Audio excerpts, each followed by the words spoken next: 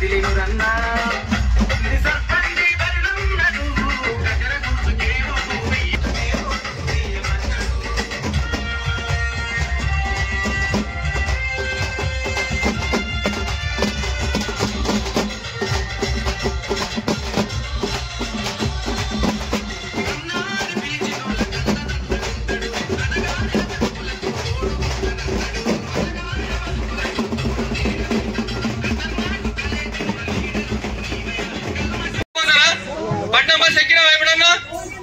అదే మీరు ఆలోచన చేయాలి. ఈ రోజు మీరు ఆలోచన చేసి మీ అమూల్యమైన ఓటు ఈ స్థానికంగా ఉండే ఈ రాఘవేందర్కి వేసి స్వామికి వేసి మీరు నాకు ఘన విజయం సాధించండి.